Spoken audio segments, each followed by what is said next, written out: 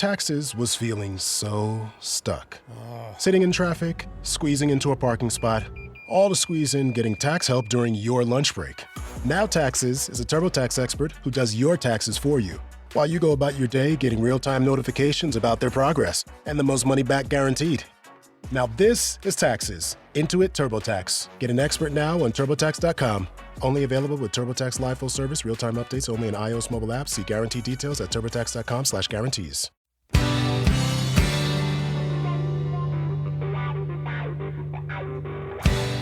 You're in a good place now. You are listening to Perspectives with Ashley Burgess. Welcome back live to Live Your True Life Perspectives, and I am your host, Ashley Burgess. On today's show, I want to explore the interest and the fascination that many of us have with the Johnny Depp and Amber Heard defamation case. Many people from all around the world are watching this case being played out live, this court case played out live. And it's interesting how much interest and fascination and dedication this case is actually getting, and how people are taking sides.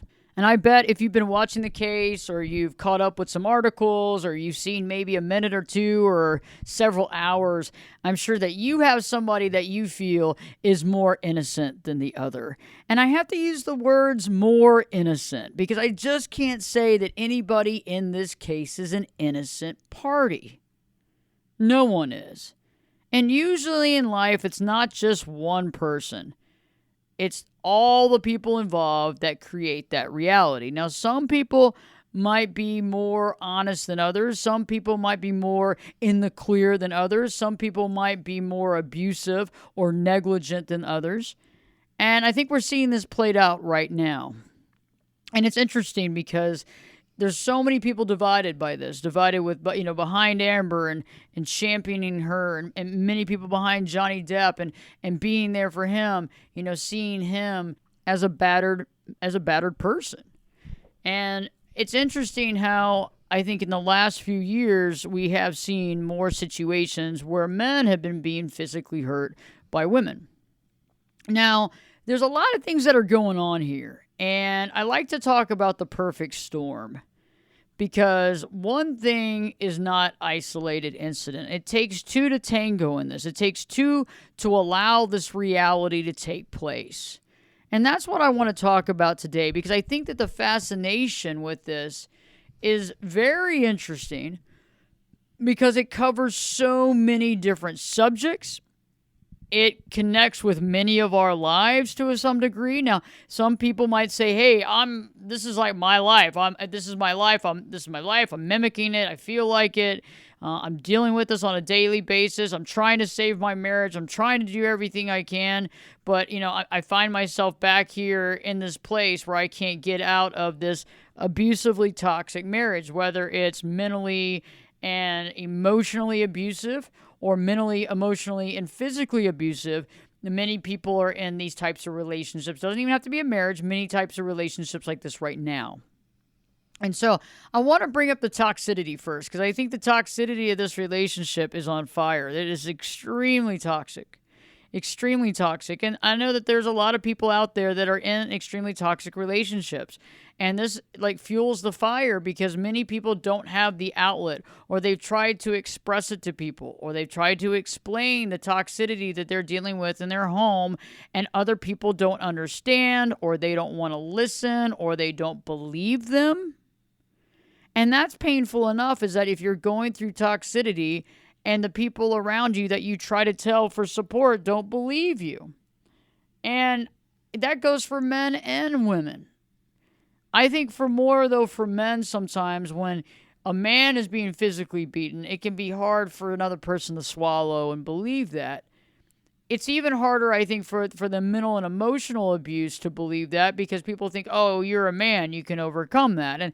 And that's not true either. So we all can leave the relationship, but many of us, while we're in it, 99.9% of the time, is that we've been programmed to stay in something like that because we've watched it play out in day-to-day life. We've watched it with mother and father. We've watched it.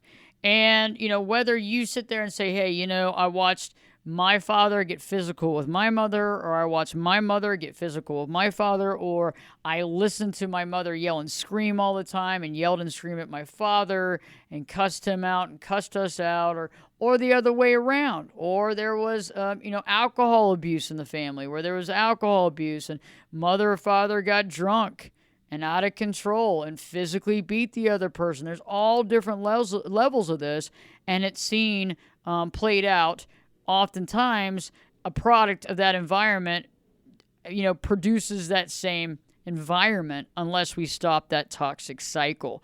And so I feel that this case alone is bringing light to this subject of toxic marriages, toxic relationships, and how they get so toxic. It's not just clear cut. It's not just black and white, even though what we're seeing a lot of times in these cases are more black and white, because when it's interesting when someone doesn't see the gray. And I think another fascination is the fact that this is happening behind closed doors, and happened behind closed doors with somebody that many people find extremely famous. And the fact that this would go on for as long as it did. And I find that interesting too. I also find the victimization, and I also find the victim and being quiet being very interesting as well, because a lot of times when we are victimized, many people are too embarrassed to come to the table and talk about it, too embarrassed to bring it up, especially from a male part. And I know that sounds weird, but I think that a lot of times a man wants to be manly. A man wants to convey that and is ashamed that they are hurt. On the other hand, women feel the same way to some degree.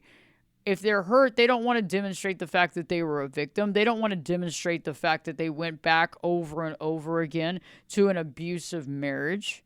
They don't want to look at that. They don't want to talk to people about that and talk about how they were beaten or abused, because that also makes them look very weak.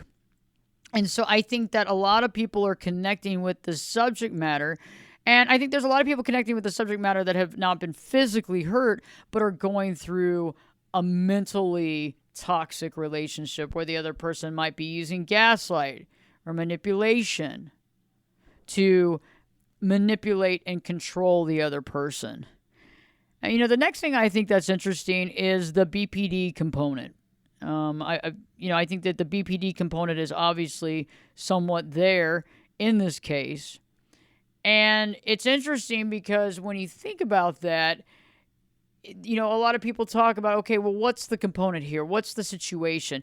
But it's not just one-sided. If you look at it, I do feel like there are shades of the BPD existing, but there's also shades of NPD existing. So it looks like we have some shades of the borderline personality disorder coming in.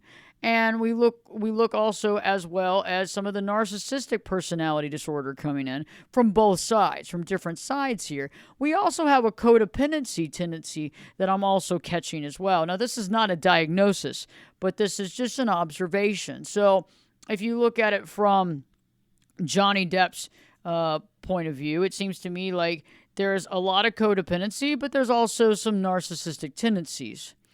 If you look from Amber's situation, there's some BPD tendencies and even some NPD tendencies. We might even see some histrionic tendencies. Now, again, not a diagnosis, but you can see how this would be the perfect storm. I've spoken about the perfect storm in countless podcasts and YouTube videos. And I feel like the perfect storm can happen multiple ways. So the perfect storm could be when somebody has signs and symptoms and displays signs and symptoms of BPD, and the other person displays signs and symptoms of NPD. Also, perfect storm, BPD, and the other person shows signs and symptoms of codependency. And so we definitely have a perfect storm here when we look at this fit, when we look at these two people, and that's the reason why they stayed as long as they did. That's the reason why the relationship got as volatile as it did. And some of you are going through these volatile relationships. And, when I work with clients, I have a lot of clients who are, when they first start working with me, some of these relationships are very volatile. Some of them need to be straightened out very quickly, or we need to figure out how we can resolve the situation and move on to secure ourselves and other people in the relationship, because this can get out of hand very quickly. It can get out of hand very quickly. So if you look at the perfect storm, you can realize how that happens is because when one person says something or has an idea, it gets wrenched up by the other person. The interesting piece that I find is that when somebody has signs and symptoms of BPD, they want to be the other person's world. They want to be the other person's center of attention. They want that other person to be there for them all the time.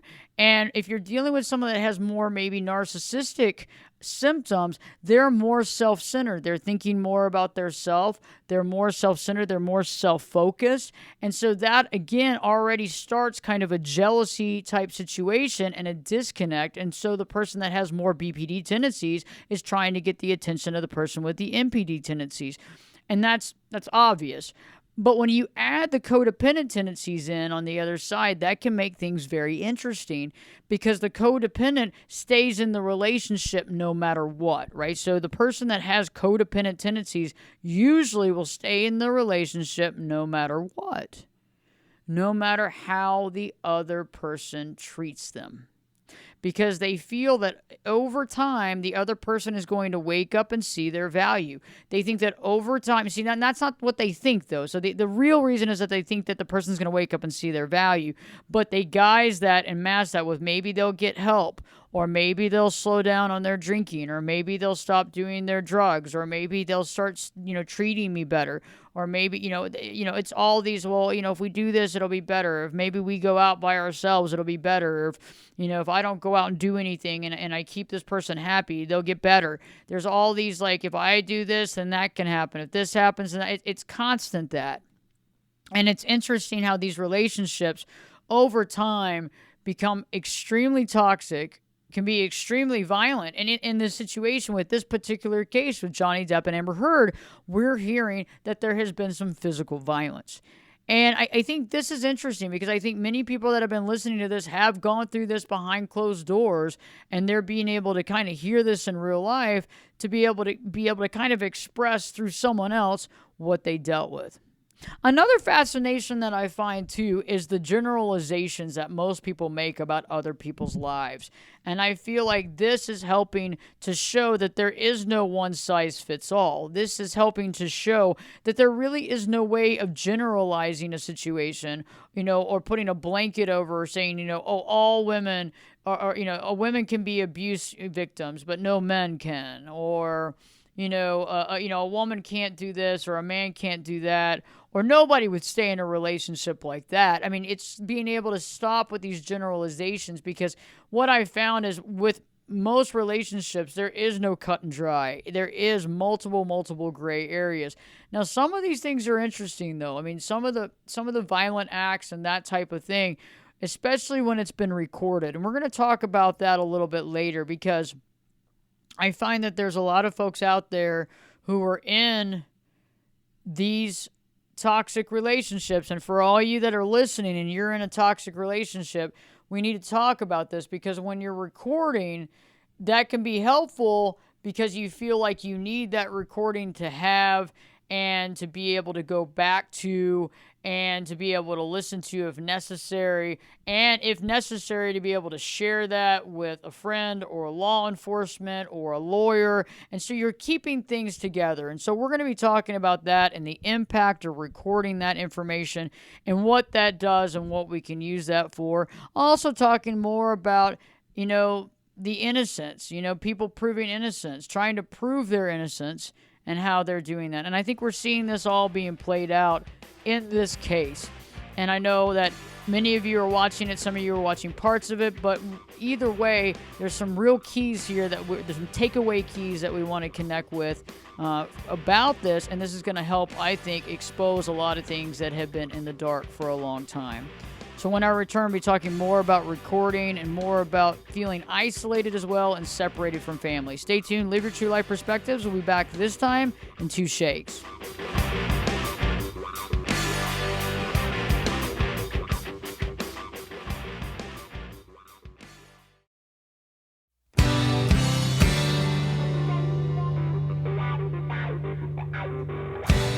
Turn it up and jump in the deep end on Perspectives. Now, here's Ashley. Welcome back live to Live Your True Life Perspectives, and I'm your host, Ashley Burgess. On today's show, I'm examining the fascination and interest behind the Johnny Depp Amber Heard case. And right before the break, I was talking about how this case is actually helping people to look at the toxicity, look at what's happening behind closed doors.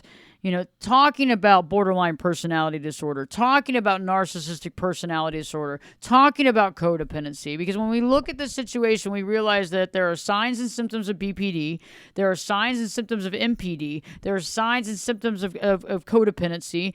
There's a lot of things going on in here. It's a perfect storm. It's a perfect recipe for this toxicity.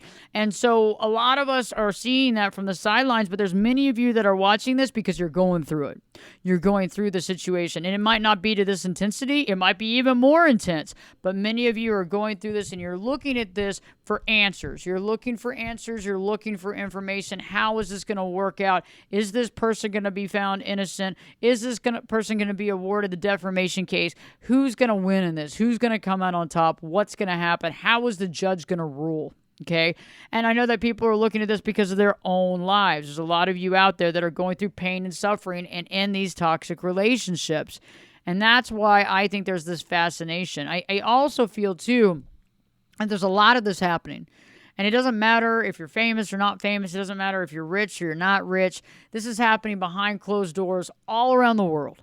And it's time to begin to open up our minds and open up our hearts and realize that we don't have to live in isolation. We don't have to live in isolation where people do not know where we're coming from. We do not have to live in that. And it's something that we need to begin to understand. And so if you're going through a relationship like this and you want help, reach out. Start connecting with your friends. Start reaching out to the family members that you might have separated from because your significant other didn't want you seeing them. Start reconnecting. Start circling the wagons of your support system. Start explaining what's happening. Start getting out there, because the biggest thing is that when you're isolated and you feel like you have nobody, it makes things a ton worse. It makes things a ton worse. And the last thing we want to feel is isolated. The last thing we want to feel is that we have nobody, because that makes us feel very, very edgy. And it makes us feel as though, there is no support. And when you feel like you have no support, you feel like you're stuck. You begin to give more and more of your identity away in the process. You begin to give more and more of yourself away in the process, and you lose yourself, and it makes you more vulnerable. And it's okay to be vulnerable when you're in a safe environment. It's okay to be vulnerable. It's wonderful to be vulnerable when you're in a healthy relationship. But feeling vulnerable in a toxic relationship and an unsafe relationship is not a safe place mentally, emotionally, or physically, or spiritually to be. And I find that very important. One thing that I want to touch on before we go into the recordings of the fights, because I think this is very important, because if any of y'all are recording fights, you're recording arguments with your spouse, you're going to want to listen to this later. So don't change. Don't change the podcast or the radio show. We're on our podcast and we do our national radio show as well. So, I want to speak about one thing before we go to that. And that is the concept of tears. I find it interesting crying. I always find when you watch somebody crying, it's interesting how they cry. And I always find it interesting when people cry with no tears. I find that very interesting when people cry with no tears. It's either like they're literally like emotionally unable to cry with tears, or they don't know how to cry. I also wonder if they're trying to mimic a cry, but they don't know how to mimic a cry. Like they can't cry. They're trying to mimic it, but there's no tears coming out. Because when I cry, I got tears going. I'm not crazy waterworks, but, I got tears going. And so I thought that was interesting how on the stand we saw how Amber, was crying, but there wasn't any tears coming out, which I thought was very interesting. So when we return, we'll be talking more about that, more about the recordings, how that happens, how that works, and kind of looking at these unhealthy relationships. So stay tuned, because Live Your True Life Perspectives with your host, me, Ashley Burgess, will be back in. I'll be back this time in 2 shakes.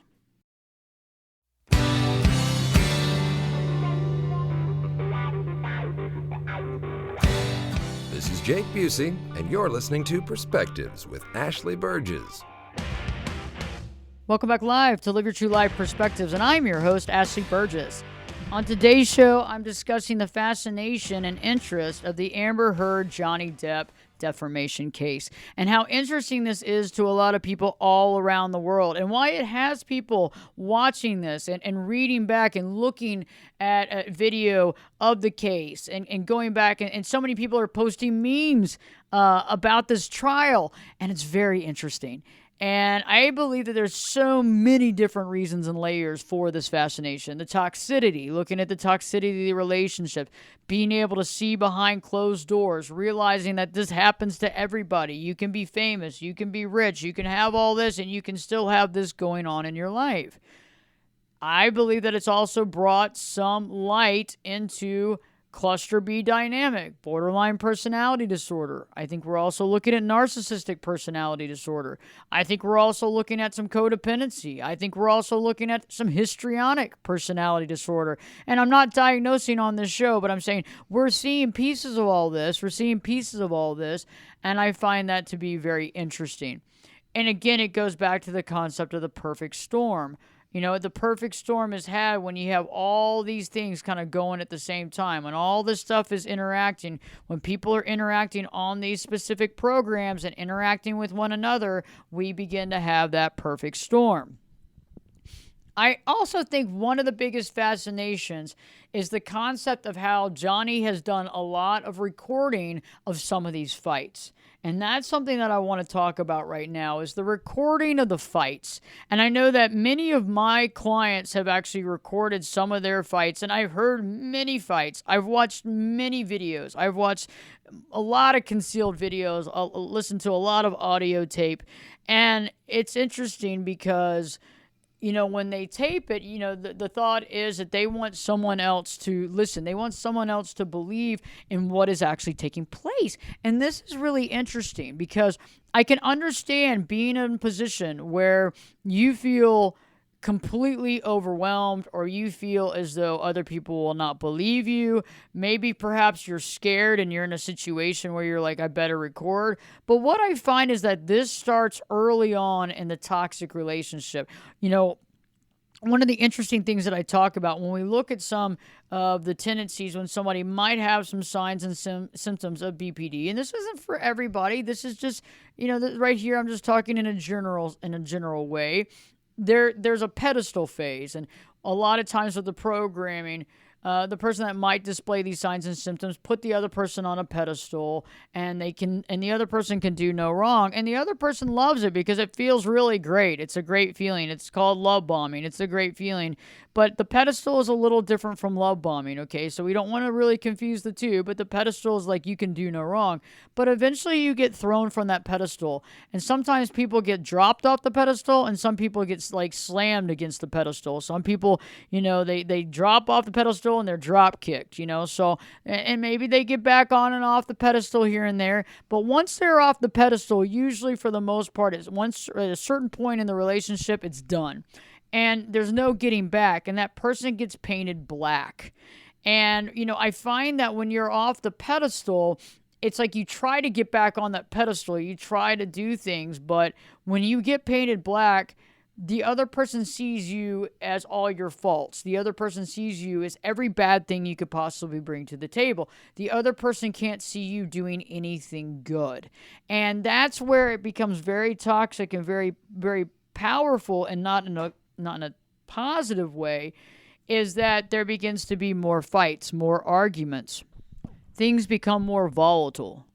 They become more escalated. And in these fights, as they become more and more escalated, that's when things get tricky. And that's when, if you're in a relationship like this, you begin to record. You begin to record these. A lot of you are using your smartphones, okay, and you're recording these conversations unbeknownst to the other person. Now, I always know that it's unbeknownst because when I listen to a recording, the person that's recording is usually a lot calmer than the person that's being recorded. Now, that's just obvious, right? It's not like you're going to come in with an animated self as you're recording the situation, but it makes for an interesting dynamic. And let me explain. If I'm recording somebody and I'm recording someone who's out of control, that person doesn't know that I'm recording them. They're going to continue to stay out of control. Now, if I was to say that I was recording them, they would probably yell and scream, knock my phone out of my hand, or whatever would happen. Or they would get quiet, give me the silent treatment, or walk in the other room or leave. Okay. But because we're not telling them that we are doing this, because we're not telling them that we're recording, they're going to continue doing their thing. Okay, that's where we're at.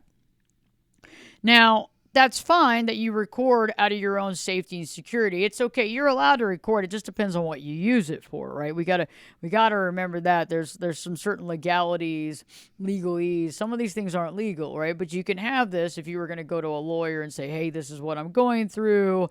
Or maybe if you were going to go to a coach or a therapist and explain the situation, what have you, or if you needed to show or show a family member or a friend what you're dealing with. Other things, it's a little more harder to use these types of recordings. But the thing is that I find it's the perfect storm, though, because the other person that's recording is not animated at all. So it's almost like the other person screaming and yelling and, oh, my God. And you're like, why are you yelling so loudly? And it actually kind of causes sometimes the other person to get even more animated because you're triggering them to get even more animated because you're not animated and they continue. And I find that interesting. But some of these recordings can be useful and helpful if you're needing to get, legal counsel, or you're needing to tell yourself that you need to get out of this relationship.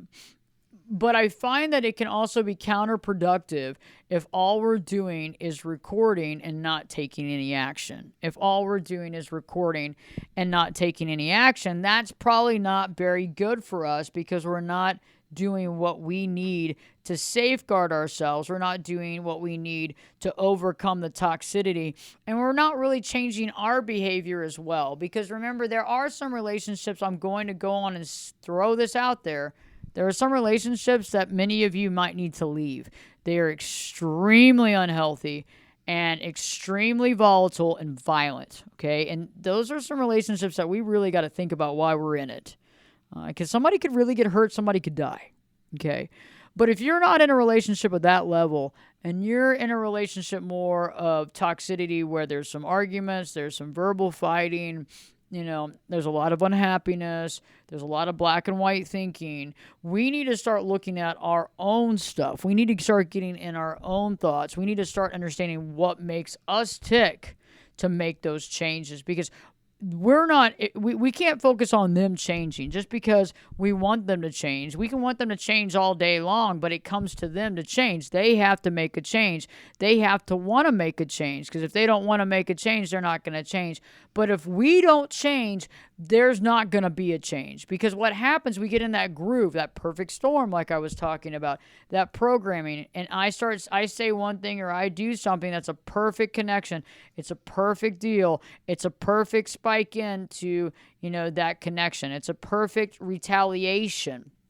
I would actually have to change some of the way I speak, some of the way I respond, some of the way that I'm even thinking. And I definitely have to start with the way I respond and the way that I put myself out there. Because if I keep responding that way, that could be a problem, because each time I respond in my programming and I do that, I can be triggering that other person quite a bit to continue to respond in their programming. Again, creating the perfect storm. So let's go back again to the recording concept. So if any of you out there have been recording some of these fights, what are you going to do with it?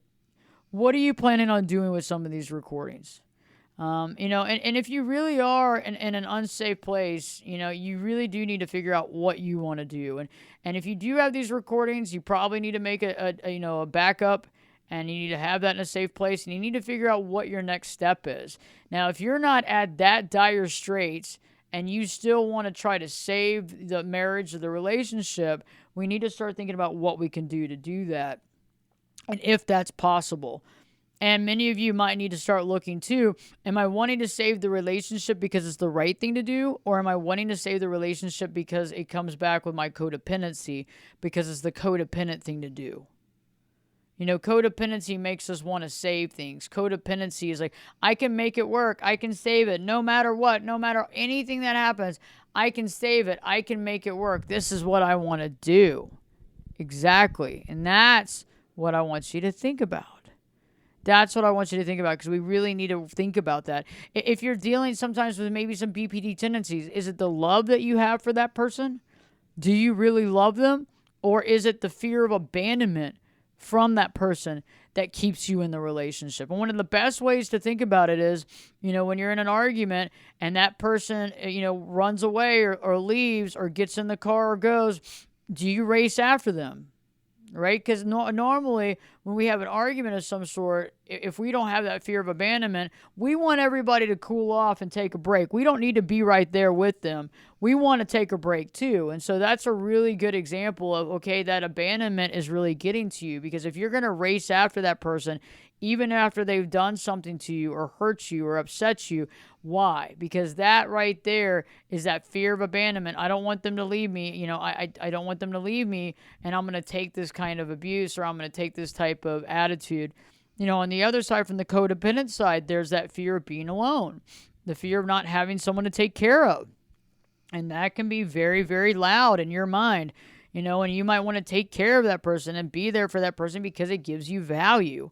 So, if that person's hurting you and they're physically or mentally hurting you, you have to ask yourself, why do I keep staying? Is it because I really feel that there's love here and that we can move forward? Or is it because you need that person to take care of because that person gives you value? And I really want you to think about that. And these are really hard revelations here, but I think they're extremely important to talk about. When we go back to the recording concept, if you do have recordings, and the relationship has been extremely volatile, I don't want you to relive that, but some of you might need to listen to this to remind yourself of what's going on. And I know that these recordings can be very scary. They could even cause PTSD, so you got to be very careful. But one of the things that I found that a lot of people use it for sometimes is when they have moved on, they have left, they've moved out of the house, they decided to go after a divorce, a separation. Sometimes listening to some of this can remind them of why they did it. Obviously, working with a counselor or coach or minister on that, and that's what we do here. We work through it and walk through it. But at the same time, from a coach's perspective, we have to remind. We have to actually not remind. We have to connect for the first time the brain and the heart, so that what the brain knows, you connect with the heart with. Because you might know that this person is not somebody that you need to be with. You might know that this person is this is a toxic relationship, and not just the person. There's the perfect storm, right? It takes two to tango in this. You might know that, but you don't know it in your heart. You don't want to know it in your heart. And those are the things that I want us to connect with. And so the recordings may help you to resonate with that, or remind you if you're feeling down, or you're feeling like you want to get back, or you're starting to romance and reminisce the relationship. And I think that's what happens a lot too, is that we begin to reminisce over the pedestal phase, or we begin to reminisce over the beginning of the relationship. We also get into that concept where the small things, like these small little breadcrumbs, these crumbs become big. Like, we take the crumbs and they become really, really big. We allow these crumbs to be these big pieces in the relationship. And the reason for it is there's not a lot of good in the relationship. There's not a lot of positivity in the relationship. So these small pieces begin to be big pieces. And that's what I really want you to start looking at. Are some of these pieces becoming bigger pieces? So are some of these breadcrumbs that you're getting, are they really these great times in your life with this person? Or in reality, is this actually not that big of a deal? They're actually small little pieces. It's just, instead of it being good times, it's just times that are not fully on toxic. And that's what I really think we need to think about, is that when you're looking at this relationship, you say, oh, I had these good times or what have you.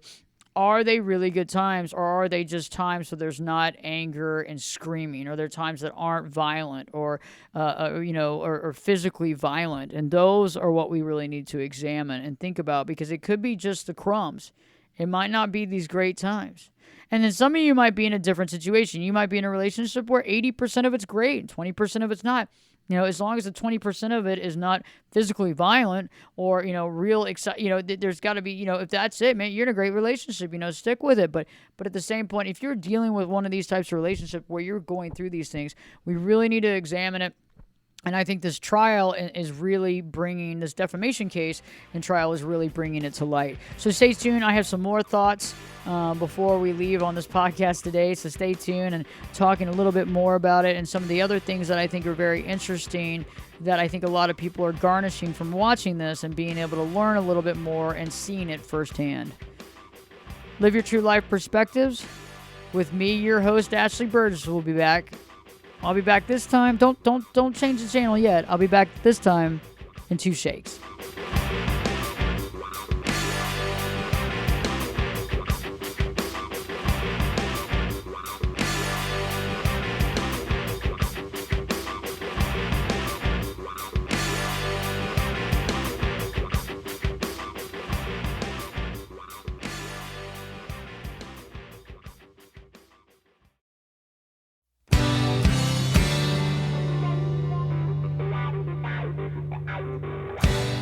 Get in here.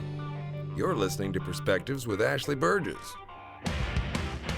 Welcome back live to Live Your True Life Perspectives, and I'm your host, Ashley Burgess.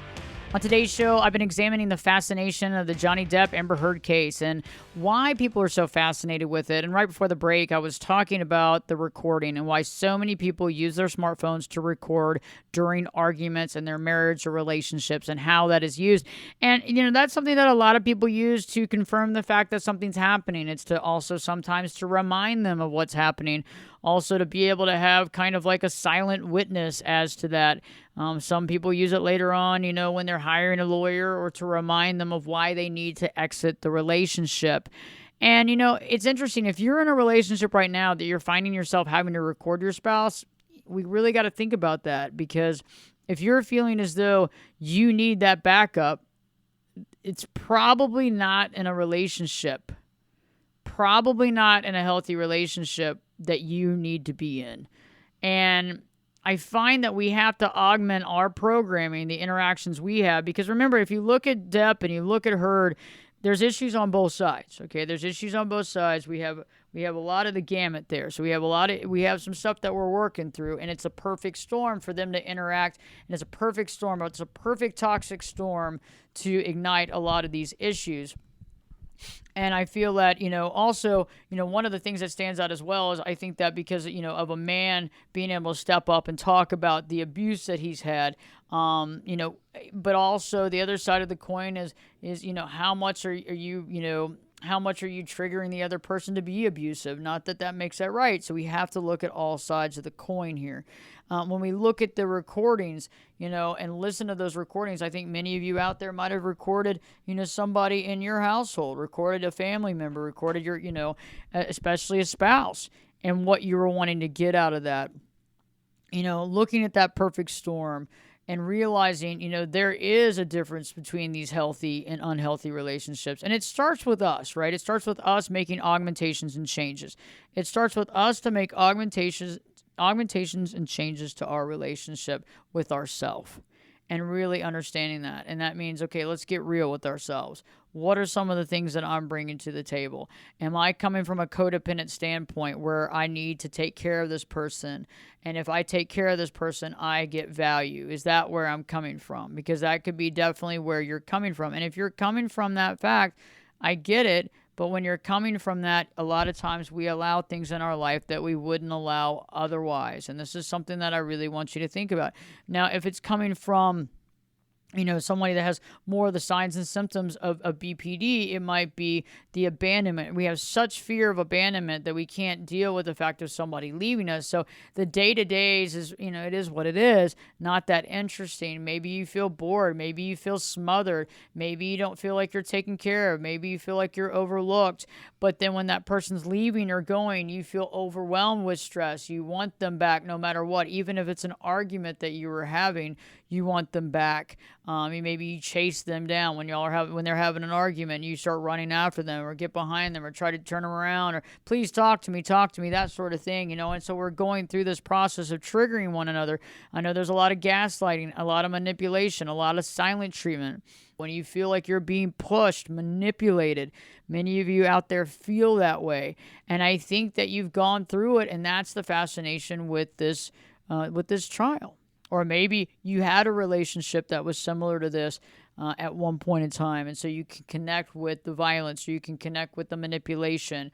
Maybe you can connect some with, the histrionic part there, where somebody might have been, coming from a totally different perspective. And these perspectives are very interesting. And so I feel that we can learn a lot from watching this. I feel like this is going to bring a lot of things to light that's necessary. And I don't think it's a bad thing. I think it's actually a healthy thing. And I do think, to some degree, though, being that they are on camera, there's going to be some acting because you're dealing with two actors, inherently speaking. But at the same point, it is almost like watching it, where you're able to see the interactions. And some of it's probably not very true. And some of it is also, the realities that they're putting out there, the narratives that they're putting out there. But again, humans are humans, right? And so think about that. I think that it can be a learning tool and fascinating. But if you're dealing with something like this, really getting some help and reaching out, because you're going to need to talk. You're going to need to get out there. You're going to need to help yourself find yourself. You're going to need to be able to find your identity again, or find it for the first time, and be able to resurrect that and feel good about yourself, feel safe about yourself, and start finding your purpose, which is actually finding who you are and what you're about, and connecting with that, in that connection, and being able to be comfortable in your own skin. I hope this show has connected to you. If you have any show ideas, please reach out to me. I'd love to hear your ideas. Check out my website, ashleyburgess.com. Check out the YouTube channel, Ashley Burgess, new video content every week. And Live Your True Life Perspectives with your host, me, Ashley Burgess, will be back in. I'll be back this time in 3 shakes.